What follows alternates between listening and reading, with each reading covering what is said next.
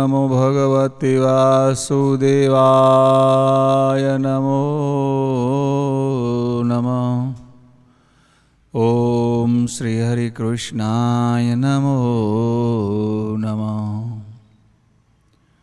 ઈષ્ટદેવ પરાત્પર બ્રહ્મ ભગવાન શ્રી હરિ એમની અસીમ કૃપાથી આપણે કર્મનો સિદ્ધાંત એમની ઉપર ચર્ચા વિચારણા કરી રહ્યા છીએ.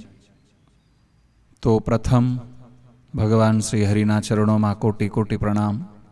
થાપ સર્વ હરિના લાડીલા વાલા મિત્રો, ભાઈઓ, બહેનો, માતાઓ અને આપ સર્વ મોક્ષભાગી જીવાત્માઓને મારા ભાવ અને હૃદયથી પ્રણામ.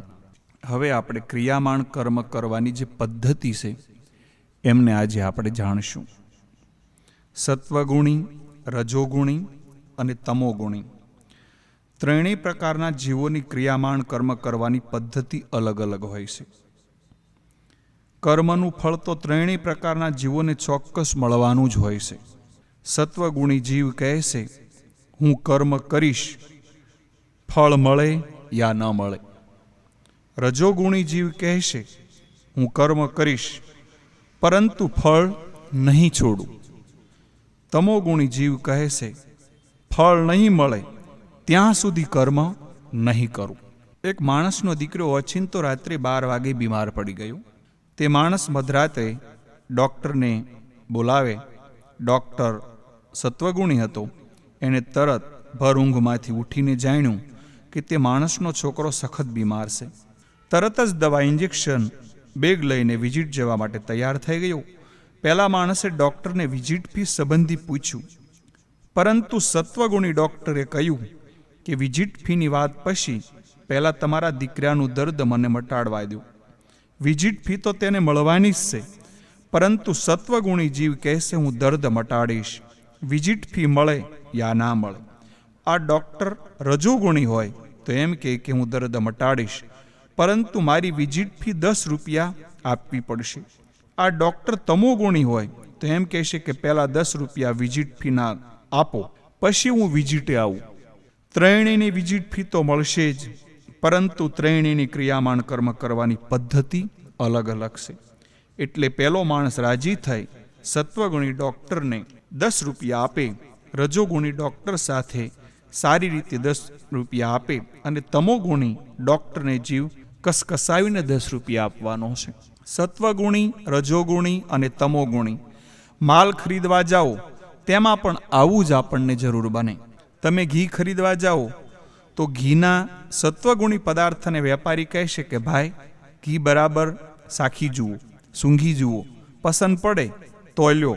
અને ઘી લઈને ઘરે ગયા પછી થોડું વાપર્યા પછી પણ પસંદ ના પડે તો વધેલું ઘી પાછું આપી જજો અને પૈસા તમને પાછા આપી દઈશ. રજોગુણી ચીજ ખરીદવા જાઓ, વોશિંગ મશીન, ટ્યુબલાઇટ, ઇલેક્ટ્રિકના સામાનો, મોબાઈલ વગેરે વગેરે.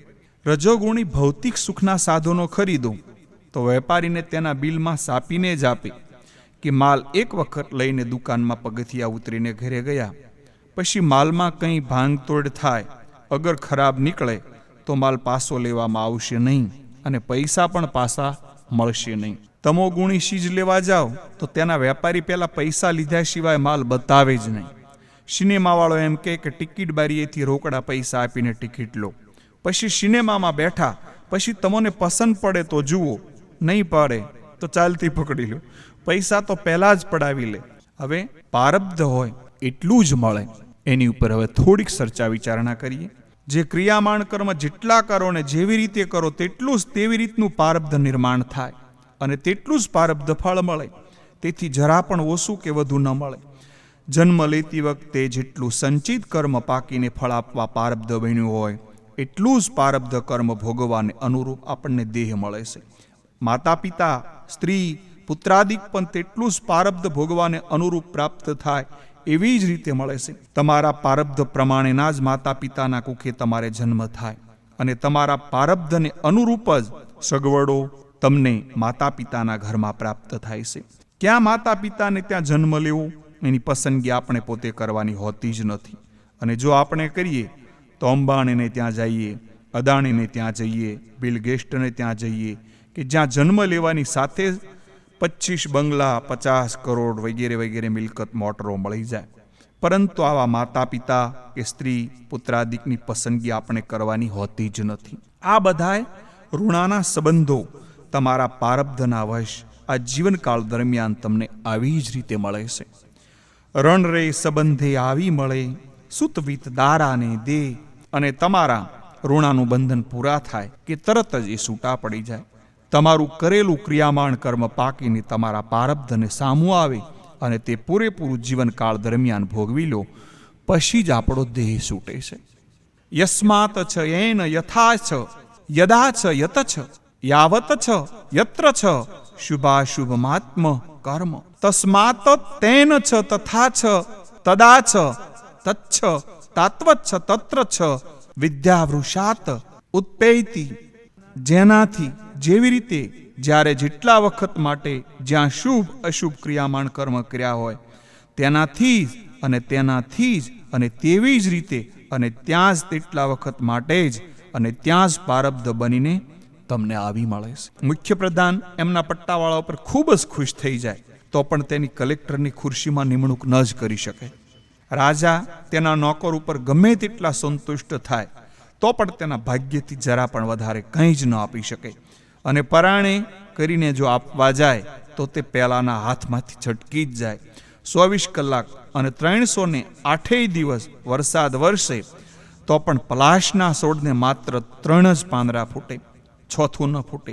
વસંત ઋતુ આવે જ્યારે જગતમાં તમામ વૃક્ષોને નવા પાન આવે, પરંતુ કેવડાના પાનને નવા પાન ન આવે. તેમાં વસંત ઋતુનો દોષ નથી. સૂર્યનારાયણ ઉગે ત્યારે આખી દુનિયામાં બધાયને દેખાય, પરંતુ ઘોવડને ન દેખાય. એમાં સૂર્યનારાયણ ભગવાનનો દોષ નથી. ચોમાસામાં વરસાદ ગરીબ અને ત્વંગર તમામના ઘરે ઉપર સરખી રીતે જ વરસે છે, પરંતુ સાતક પક્ષી મોઢું ફાડીને બેસી રહે તો પણ તેમાં મોંમાં ટીપું પણ પાણી ન પડે. એમાં વરસાદનો જરા પણ દોષ નથી. પારબ્ધમાં જે નિર્માણ થયું હોય તેને કોઈ ભૂસી ન શકે. માણસના જન્મ પછી છઠ્ઠીના દિવસે વિધાતા એના છઠ્ઠીના લેખ લખવા આવે, એવી આપણામાં માન્યતા છે. આ વાત કદાચ સાચી પણ હોય તો પણ માણસે જે ક્રિયામાણ કર્મ કર્યા હોય અને તે પાકીને જેવું એવું પારબ્ધ એનું નિર્માણ થતું હોય, એનાથી જરા પણ ઓછું અગર વધતું વિધાતા તેના લેખમાં લખી જ ન શકાય. તમારા પારબ્ધમાં જેટલા પૈસા પેદા કરવાના નિર્માણ થયા હોય એનાથી એક પણ પાય તમારે વધારે કે ઓછી ન મળે. આડાવળા ગોટાળા કરીને વધારે પૈસા પ્રાપ્ત કરવાના પ્રયત્ન કરો તો ઉપરથી નવા ખોટા ઊભા કરેલા ક્રિયામાણ કર્મમાં ફસાઈ પડો. પૈસા માટે ખોટી રીતે નાશ ન કરો, કારણ કે ખોટી નાશ કરવાથી પૈસા આવતા નથી. જો ખોટી નાશપાસ કરવાથી પૈસા આવતા હોય તો કૂતરું આખો દિવસ ગામમાં એક ફળિયામાંથી બીજા ફળિયામાં નાશભાગ રાજ કરે છે, જરા પણ જંપીને બેસતું નથી, છતાં હજુ સુધી એ કંઈ કૂતરું પૈસાદાર થયું નથી. કહેવાનો ભાવાર્થ એ છે કે તમારા પોતાના જ કરેલા ક્રિયામાણ કર્મ પ્રમાણે જ તમારું પારબ્ધ જન્મતાની સાથે જ નિર્માણ થઈ ચૂક્યું છે, અને માટે જ તેથી વિશેષ તમે કોઈ ઉપાય કરો તો પણ તમને મળવાનું જ નથી. તો તમને એમ પણ થશે તો માણસે હવે પુરુષાર્થ કરવો કે નહીં? કર્મના કાયદામાં પુરુષાર્થનો અર્થ બરાબર સમજ્યા વગર કેટલાક સુસ્ત પારબ્ધવાદીઓ એમ જ માને છે કે માણસે કાંઈ પણ પુરુષાર્થ કરવાની જરૂર નથી. પારબ્ધ જે હશે તે મળશે. પરીક્ષામાં પાસ થવાનું પારબ્ધ હશે તો પાસ થઈ જઈશું, નહીં તો ગમે એટલી મહેનત કરીએ તો પણ નાપાસ થવાનું પારબ્ધ હશે તો નાપાસ થવાશે. માટે વાંચવાની તકલીફ લેવી જ નથી, એવી ગેરસમજ સાથે કેટલાક પારબ્ધવાદી વિદ્યાર્થીઓ ભગવાન ઉપર છોડી દેશે. એક વિદ્યાર્થી પાકો પારબ્ધવાદી સંસ્કૃતનો અભ્યાસ કરે, પણ સંસ્કૃત બોલતા આવડે નહીં, એટલે ભાંગી તૂટી સંસ્કૃત ભાષામાં કહેવા લાગ્યું, ભણતવ્યમ સો બી મર્તવ્યમ અને નહીં ભણતવ્યમ સો બી મર્તવ્યમ. તો પછી કાયકું માથાકૂટ કર્તવ્ય. આમ થાય. આવા ગાંડા પારબ્ધવાદીઓ પુરુષાર્થનો અર્થ સમજ્યા જ નથી.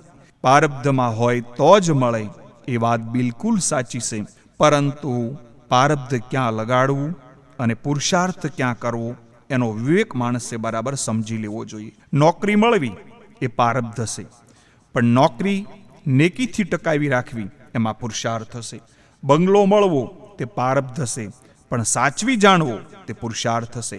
પૈસા મળવા તે પ્રારબ્ધ હશે, પણ તેને કેવી રીતે સદુપયોગ કરવો એ પુરુષાર્થ હશે. દીકરા મળવા તે પ્રારબ્ધ હશે, પરંતુ દીકરાઓને સારી સંસ્કાર સારી કેળવણી કરી આપવી એ આપણો પુરુષાર્થ હશે. પ્રારબ્ધમાં હોય એવી જ નોકરી મળે, એટલા જ પૈસા મળે અને તેવા જ પુત્ર પુત્રાદિકો મળે, પરંતુ જે કાંઈ મળે તેનો સાધન તરીકે વિવેક બુદ્ધિથી ઉપયોગ કરવો, તેમાં ખરો પુરુષાર્થ સમાયેલો છે. પાસ થવું એ પ્રારબ્ધ છે, પણ પોતાના આત્માને સંતોષ થવો એવો પુરુષાર્થ તો માણસે કરવો જ પડે. પૈસા ઓછા વધતા મળે તે પ્રારબ્ધ છે, પરંતુ તે નેકીથી કમાવા એ પુરુષાર્થ હશે. વધુ પૈસા મળે તો સુખી થવા એવું નથી. અધર્મથી પ્રાપ્ત કરેલું અર્થ અનર્થ બનીને જાય છે. પાપથી પેદા કરેલા પૈસાથી ધનાઢ્ય થયેલો શેઠિયા ઘણા જ દુઃખી થાય છે.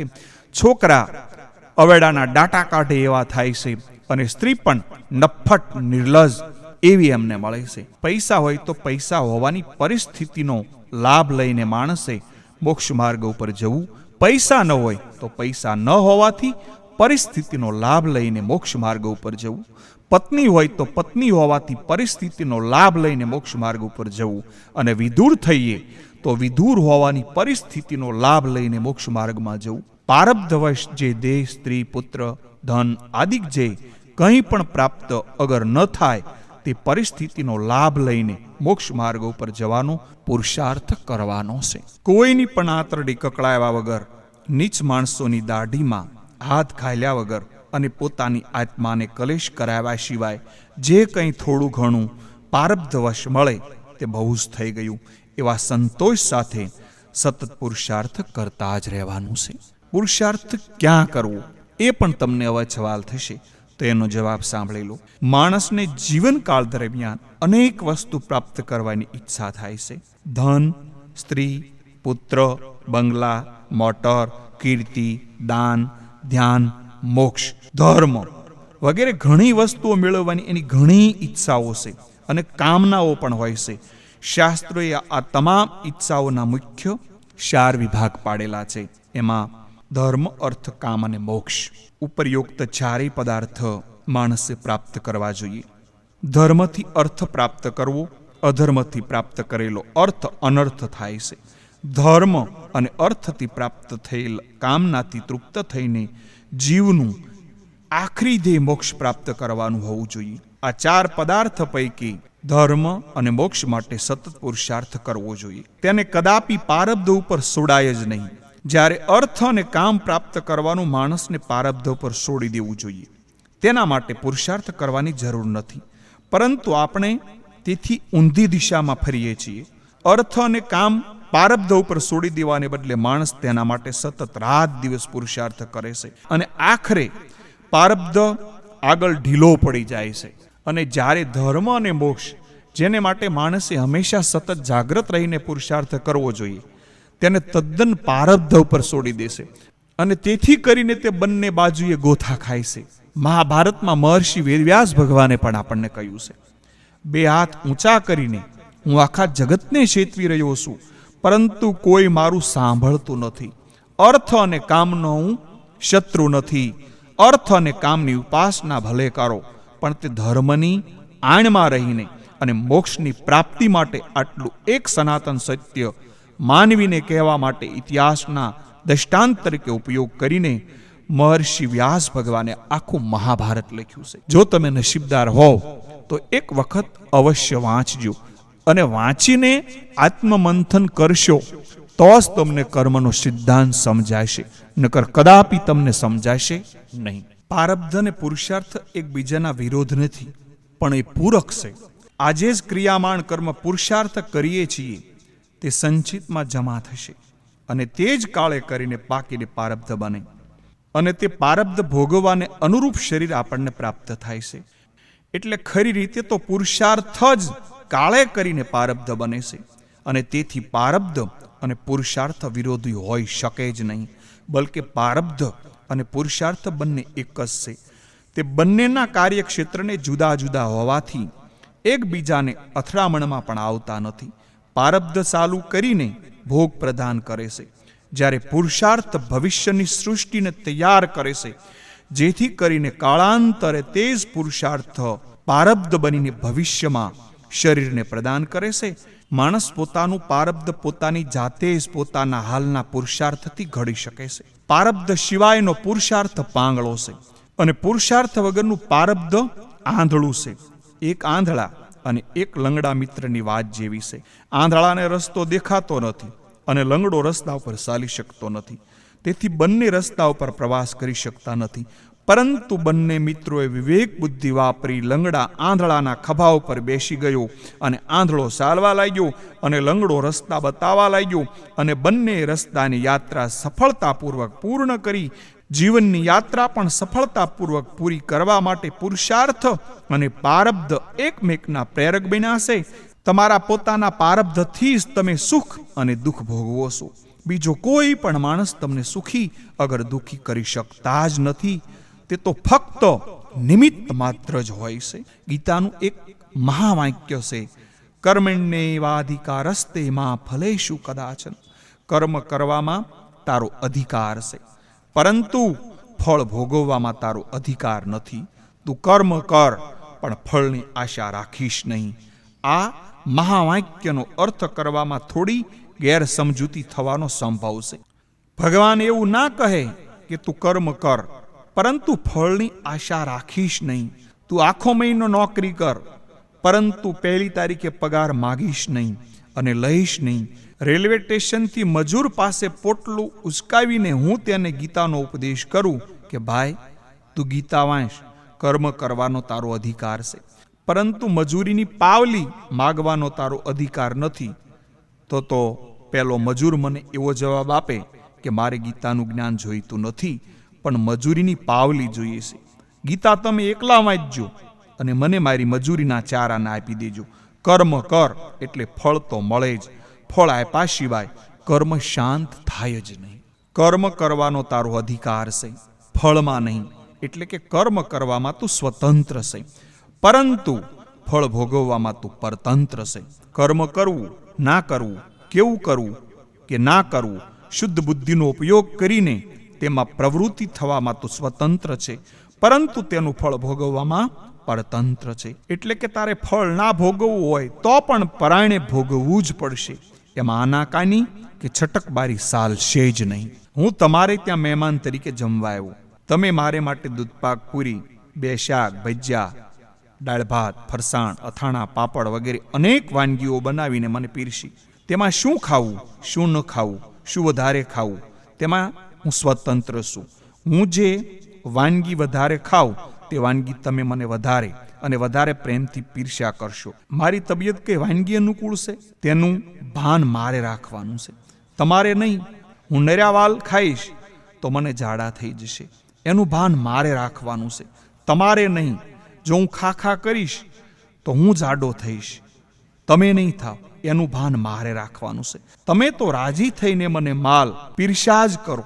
ખૂબ વાલ ખાવામાં હું સ્વતંત્ર છું, પરંતુ પછીથી કળશા ભરવામાં અને ઝાંઝરું તરફ જવામાં આખો દિવસ દોડાદોડ મારે જ કરવાની છે. એમાં હું પરતંત્ર છું. તેમ કરવાથી હું છટકી શકું નહીં, અને તેમાં તમારી અગર તો કોઈ સારા ડોક્ટરની પણ લાગવગ ચાલે જ નહીં. એટલા માટે ફળ ભોગવવા દેહ ધારણ કરવો જ પડે. શુભ કર્મનું ફળ સુખ ભોગવવા દેહ ધારણ કરવો પડે, અને પાપ કર્મનું ફળ દુઃખ ભોગવવા માટે દેહ ધારણ કરવો જ પડે. ફળ ભોગવવા માટેનું સાધન દેહ છે. દેહ ધારણ કરે તો ફળ ભોગવી શકાય. એટલે શુભ અગર અશુભ કર્મના ફળ ભોગવવા દેહ ધારણ કરવો જ પડે. એટલે જન્મ મરણના ચક્કરમાં આવવું આપણે પડે છે. જ્યાં સુધી જન્મ મરણના ચક્કર રહે ત્યાં સુધી મોક્ષ મેળો ગણાય નહીં. દેહ જ ધારણ ન કરવો પડે એવી પરિસ્થિતિનું નામ મોક્ષ. જ્યાં સુધી શુભ અગર અશુભ કર્મના ઢગલા સંચિત કર્મમાં જમા થયેલા છે અને તે પૂરેપૂરા ભોગવી ન લેવાય ત્યાં સુધી આ સંસાર ચક્ર ચાલ્યા જ કરવાનો. દેહ ધારણ કરવો પડે એ જ ખરું બંધન છે. શુભ કર્મના ફળ સ્વરૂપે સુખ ભોગવવા દેહ ધારણ કરવો, અને સોનાની બેડી અને અશુભ કર્મના ફળ સ્વરૂપે દુઃખ ભોગવવા દેહ ધારણ કરવો પડે એ લોખંડની બેડી. પરંતુ બંને રીતે શુભ અને અશુભ બંને પ્રકારના કર્મોના ફળ ભોગવવા માટે જીવને દેહ ધારણ કરવો નહીં, ફરજ પડે છે. અને તે રીતે બંને શુભ અગર અશુભ કર્મ એટલે કે કર્મ માત્ર જીવને બંધન કરતા હશે. તે જ જીવનને બંધન જન્મ મરણની બેડી પહેરાવી દેશે. પછી તે બેડી સોનાની હોય કે લોખંડની હોય, પરંતુ આખરે બંધન તો બંધન જ છે. સુપાત્રને દાન કરો તો તેનાય ફળ રૂપે સુખ ભોગવવા દેહ ધારણ કરવો પડે, અને કુપાત્રને દાન કરો તો તેના ફળ સ્વરૂપે દુઃખ ભોગવવા દેહ ધારણ કરવો જ પડે છે. અને બંને પ્રકારે અવળી અગર સવળી ઘંટી સંસાર ચક્રમાં ફર્યા જ કરે છે, અને તેમાં જીવ માત્ર પીલાયા જ કરે છે. મોક્ષ મળતો જ નથી, કારણ કે નવા નવા ક્રિયામાન કર્મ તે સતત કરતો રહે છે. તેમાંથી જે તાત્કાલિક ફળ આપતા જ નથી તેવા કર્મો સંચિત કર્મમાં જમા થતા જાય છે, અને અનેક હિમાલય ભરાય એટલા જબરજસ્ત ઢગલા આપણા પડ્યા છે, અને પારબ્ધ બનતા જાય છે. એટલા જ ફળ પારબ્ધ ભોગવવાને અનુરૂપ શરીર જીવ ધારણ કરતો રહે છે, અને તે જીવનકાળ દરમિયાન પાછા બીજા અનેક જન્મો લેવા પડે તેટલા નવા ક્રિયામાન કર્મ ઊભા કરતો જાય. આ રીતે આ સંસાર ચક્રનું વિશેષ ચક્ર અનાદિકાળથી ચાલતું આવે છે, અને તે અનંતકાળ સુધી ચાલતું રહેશે.